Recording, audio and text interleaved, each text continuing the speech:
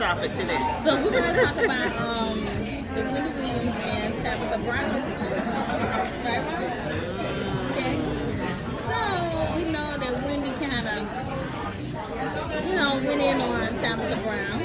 Right, about her husband. And I think Tabitha was wanting her husband, who's been a police officer, wearing a bulletproof vest. And you all know how, those guys and those young ladies and, every day they put their life on the line for us, for our safety. And so she was giving her husband an opportunity because now she's, they're doing pretty good. They've been together, I guess, for 21 years. And so she's like, well, now it's your turn to actually, whatever your dream is, pursue that. So, and then Wendy had a picture of her discussing her the other week, talking about her husband and how she did her, Wendy was talking about her own personal life and how she had, done something similar and telling her to look out and, just kind of saying some negative things too, that we're not going to share here. But because we try to remain positive about people. And I think Tabitha, if you all watched it, she did on her Instagram, she talked to Wendy on her Instagram and she was she just clapped back. And what you think about it? I thought it was very positive. I thought it was very, clean. You can tell she's a good person, like a good spirit, She didn't let it get under her skin. Right. But we do have to realize that, our experience is our experience.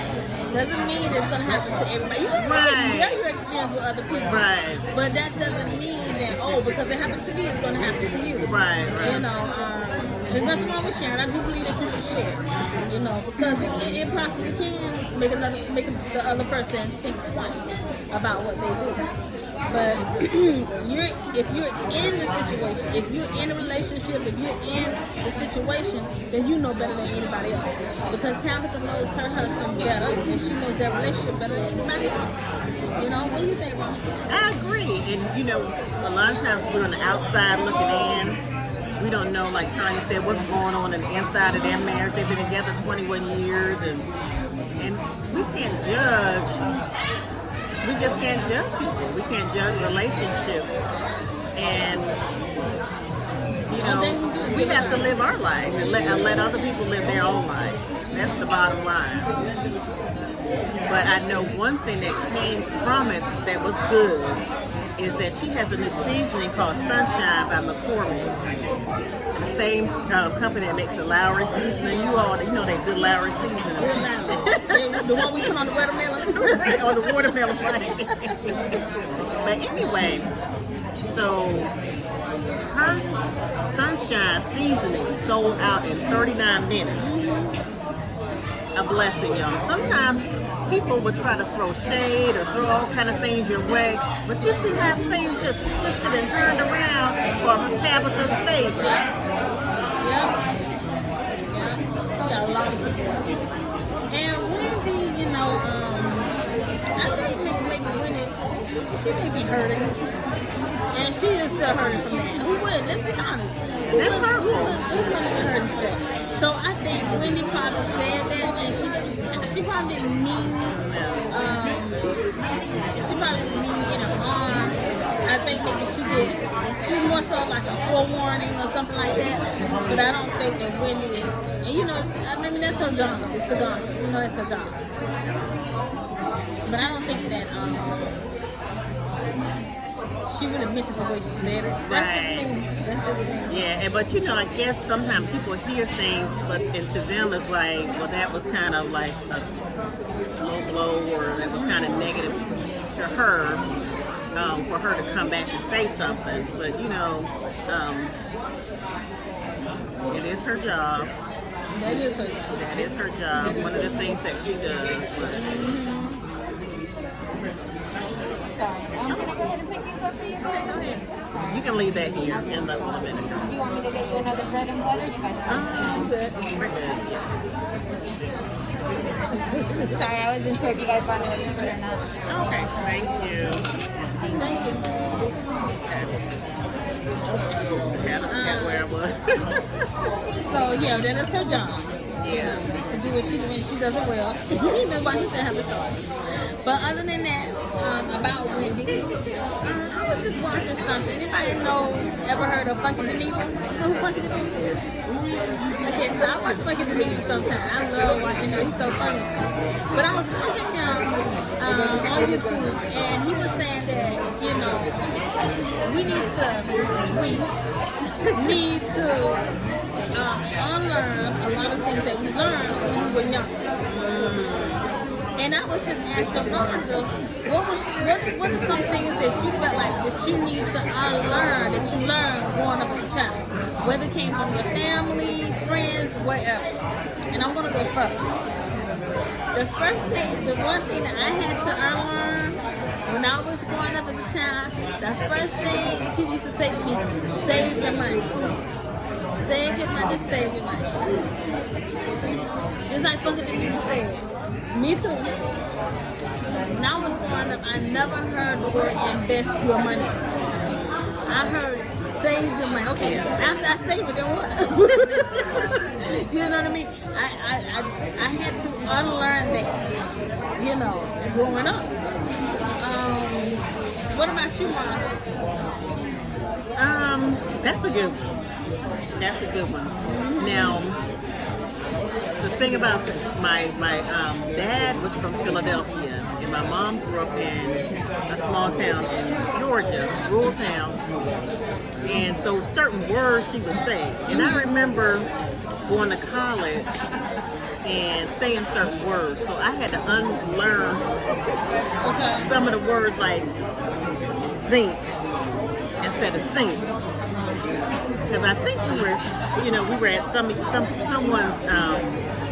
house or something. There was a group of us, and we would sometimes go off campus. We had a beach. The college I initially went to was a college by the sea. Mm-hmm. So we were at someone's apartment on campus. We weren't off campus. We were on campus. But anyway, so we were saying something about the sink, and I said zinc, and oh my God, everybody just laughed, and the zinc? What you mean by the zinc? So certain things like that I had to unlearn, which may not be major to somebody, but to me it was major unlearning certain words.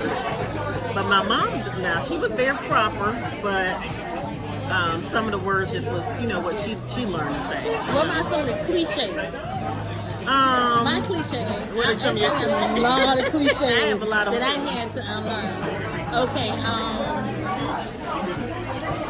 me and Rhonda, we don't agree on a lot of things. So Rhonda gonna disagree with me on a lot. No, go ahead. What's the cliche? What you put out is what you get. What goes around comes around. Yeah, what goes around. Now, I believe in that. I believe that. It's basically called karma. Anyway. Okay, so I had to unlearn that, because I've seen, and I go by evidence.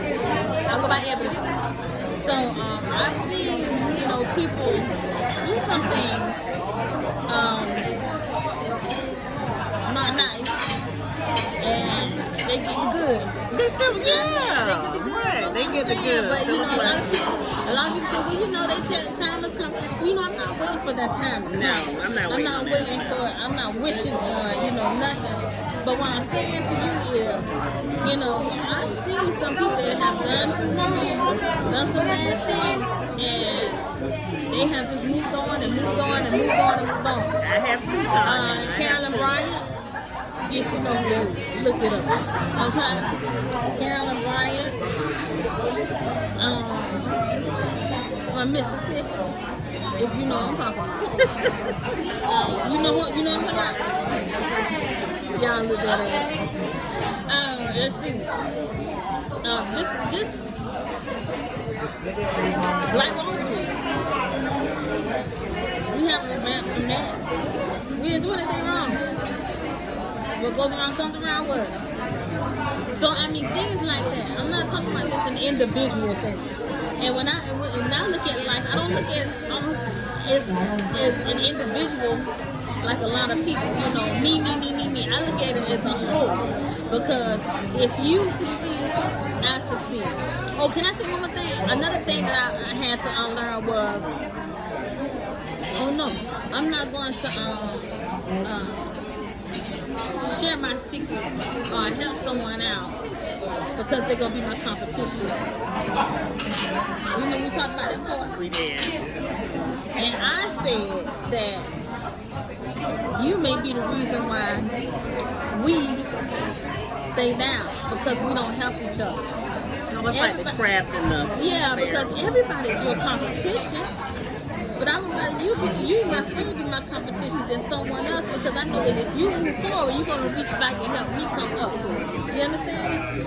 So I will share everything that I know with you, but you are responsible for reaching back to help me get forward. Now, I can extend my hand and say, okay, I'm coming, or not. You understand? But it is our responsibility to reach back and help each other. Not just compete against each other all the time, because everybody's your competition. Every time you walk out the door, there's competition. Every time you, I don't know, whatever, purchase something, there's competition. Everything is competition. You know what I'm saying? But I had to unlearn that you know, we have to help each other. We have to help each other. I agree with that. I do agree that you have to reach back and, you know, pull someone else along the way and help them out. Because when you bless someone else, you're blessing yourself, and it helps everybody else in the whole community. It helps your friends, it helps your family, and what goes around sometimes comes around. So if you do that, then just expect your blessings to come back to you. That's how. One thing I do believe in, it takes a village. It honestly takes a village. You know what I'm saying? When I was at home one time, and there was one child in our community where I'm talking about a minister society.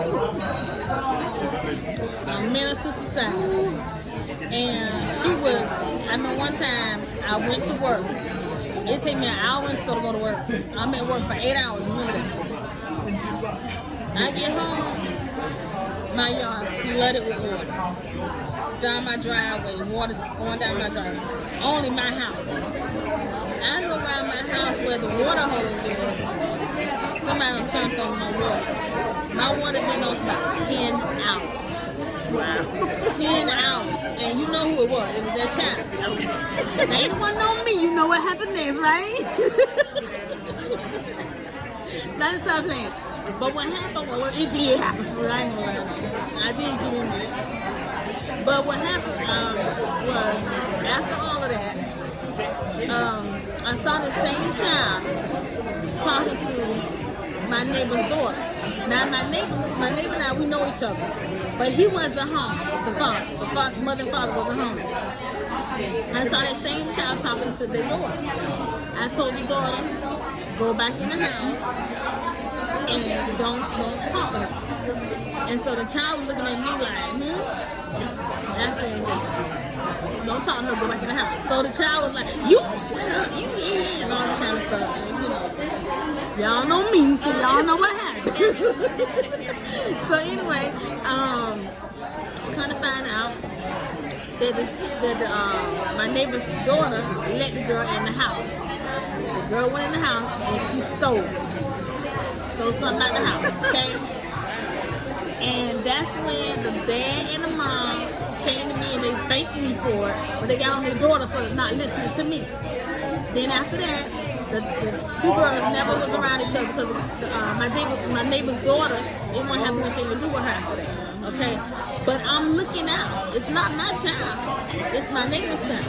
But it's my responsibility to say, let me look out for everybody. It's not I'm not gonna keep walking. I was walking on my daily walk, and I couldn't have just kept walking, knowing that girl was basically not a good girl. I could have kept walking, but I told her go back inside. Go back inside. And she wanted to have a little friend, blah blah blah blah. And then that's what happened, you know. And the parents thank me for it. But it does take a village. But it takes a village. It takes a village, it does. That's another one of the, what is it, like cliche? What is Sickly? it takes a village. That's another one of the words or the phrases that we learn as a young. But we need to learn that. Yeah, And we continue need to with keep that. that. Because we unlearned that somewhere. Right. Right? Yeah. We unlearned that somewhere. Because there's a gentleman that's sitting right next to me now. We were just talking. And he's from West Africa. And he said that when he first got here, it was Different. It was different. It was different. Very different. And we asked him how. He said because it's so much individualism here. Yeah, me. Yeah. And he said back home it's more family. You understand? They help each other. Yeah. And that's how it was, even like back in Black Wall Street. That's how it was even with Rosa Parks. Right. We stopped getting on that bus. Do you understand me? And when we stopped getting on that bus, they had to do something. They had to do something. Yeah. Now we just feel like you went it yourself. Right, Ron? Solo, a lot of solo stuff. It's solo. It's sad but true. What about you, Ron? Well, no. I talked to my y'all. No. But we're going to continue this in the second half. Like and subscribe. We want you all to like and subscribe and follow us on TNR Lifestyles. I'm Rhonda. And I'm Tanya. And we're going to continue the conversation.